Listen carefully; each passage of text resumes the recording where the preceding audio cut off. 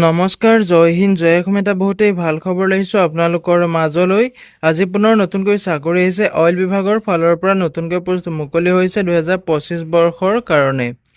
যদি এই পদসমূহত আপুনি আবেদন কৰিব বিচাৰে তেনেহ'লে ভিডিঅ'টো শেষলৈকে চাব, অলপ স্কিপ নকৰাকৈ। যদি ভিডিঅ'টো ভাল পায় তেনেহ'লে এটা লাইক কৰিব আৰু মোৰ চেনেলটোলৈ যদি প্ৰথমবাৰ কাৰণে আহিছে তেনেহ'লে চেনেলটো ছাবস্ক্ৰাইব কৰিবলৈ নাপাহৰিব।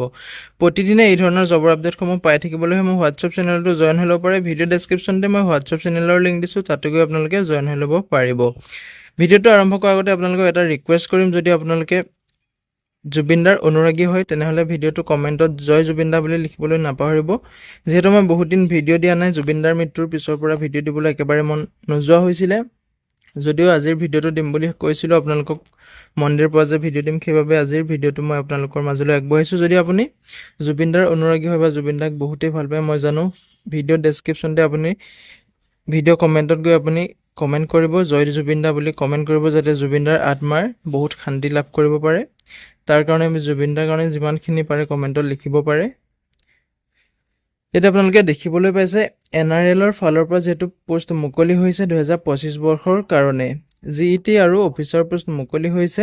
98টা ভেকেঞ্চি দেখিবলৈ পাব। এই পদসমূহত আপোনালোকে অনলাইন মাধ্যমেৰে আবেদনসমূহ কৰিব পাৰিব। নুমলীগড় ৰিফাইনেৰী লিমিটেডৰ ফালৰ পৰা যিহেতু পদসমূহ মুকলি হৈছে, এই পদসমূহৰ লাষ্ট ডেটটো আপোনালোকৰ 10 অক্টোবৰ তাৰিখলৈকে লাষ্ট ডেটটো দেখিবলৈ পাব। যদি আপুনি ইণ্টাৰেষ্টেড হয়, এলিজিবল হয়, আবেদনসমূহ কৰি ল'ব পাৰিব। যিহেতু আপোনালোকৰ 98টা গ্ৰেজুৱেট ইঞ্জিনিয়াৰ ট্ৰেইনিৰ পোষ্ট মুকলি হৈছে, লগতে আপোনালোকৰ এছিষ্টেণ্ট অফিচাৰ ট্ৰেইনিৰ ভেকেঞ্চি দেখিবলৈ পাব। ইয়াত এটা অভাৰভিউ আছে, আপোনালোকৰ যিটো গ্ৰেজুৱেট ইঞ্জিনিয়াৰ ট্ৰেইনি আছে তাতে আপোনালোকৰ যিটো E2 গ্ৰেডৰ হয়, তাত আপোনালোকৰ টোটেল পোষ্ট দেখিবলৈ পাব 92টা পোষ্ট দেখিবলৈ পাব।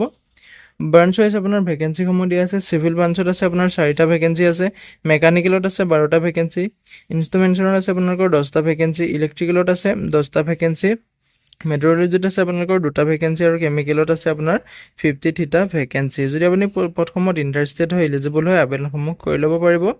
লগতে আপোনাৰ ইয়াতে কম্পিউটাৰ চায়েন্সতো আপোনাৰ এটা পোষ্ট দেখিবলৈ পাব। এডুকেশ্যন কোৱালিফিকেশ্যনৰ ক্ষেত্ৰত ক'বলৈ গ'লে আপুনি বেচেলৰ ডিগ্ৰীটো পাছ কৰিব লাগিব, আপুনি BA BSc BCom কৰিব লাগিব, তেতিয়াহে আপুনি পদসমূহত আবেদন কৰিব পাৰিব। লগতে আপোনাৰ মিনিমাম মাৰ্কছটো আপোনালোকৰ 65% মাৰ্ক থাকিব লাগিব, তেতিয়া আপুনি আবেদন কৰিবলৈ এলিজিবল হ'ব। 2 নম্বৰতে আপোনালোকৰ যিটো পোষ্ট আছে এছিষ্টেণ্ট অফিচাৰ ট্ৰেইনিং পোষ্ট আছে, যিটো আপোনালোকৰ AOT হয়, E1 গ্ৰেডৰ হয়, তাতে আপোনালোকৰ 6টা পোষ্ট দেখিবলৈ পাব। এই পোষ্টটোৰ ক্ষেত্ৰতো আপুনি কোৱালিফাই কৰিব লাগিব। নেট আৰু গেটৰ যদি কোৱালিফাই কৰিছে তেতিয়া আপুনি পোষ্টটোত আবেদন কৰিব পাৰিব। লগতে আপোনালোকৰ যিটো গ্ৰেজুৱেশ্যন থাকিব লাগিব, তেতিয়াহে আপুনি আবেদন কৰিব পাৰিব। এলিজিবিলিটি ক্ৰাইটেৰিয়াৰ ক্ষেত্ৰত ক'বলৈ গ'লে বয়সৰ সময়সীমাটো আপোনালোকৰ যিটো জানেই, ইয়াতে আপোনালোকৰ দিয়া আছে 10 অক্টোবৰ তাৰিখ 2025, যদি 10 অক্টোবৰলৈকে আপোনালোকৰ 30 বছৰ হয় বা 30 বছৰ হ'ব 10 তাৰিখে, তেতিয়া আপুনি আবেদনসমূহ কৰিব পাৰিব।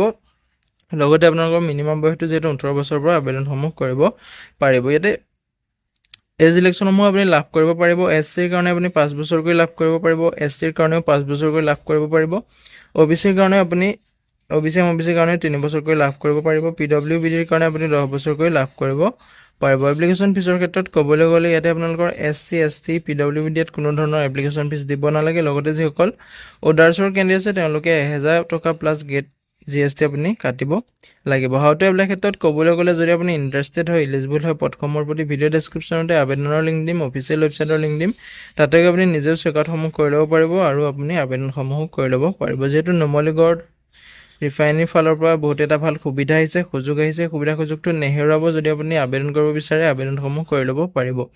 এপ্লিকেশ্যনটো আপোনালোকৰ ষ্টাৰ্ট হৈছে, যিহেতু 20 ছেপ্টেম্বৰ তাৰিখৰ পৰাই এপ্লিকেশ্যন প্ৰচেছটো ষ্টাৰ্ট হৈ গৈছে। লাষ্ট ডেটটো আছে আপোনালোকৰ 10 অক্টোবৰ তাৰিখলৈকে লাষ্ট ডেট আছে।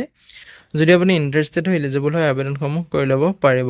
আজিলৈ ভিডিঅ'টো ইমানেই আছিলে। যদি ভিডিঅ'টো ভাল পালে এটা লাইক কৰিব। মোৰ চেনেলটোলৈ যদি প্ৰথমবাৰ কাৰণে আহিছে তেনেহ'লে চেনেলটো ছাবস্ক্ৰাইব কৰিবলৈ নাপাহৰিব। জয় হিন্দ, জয় অসম, জয় জুবিনদা।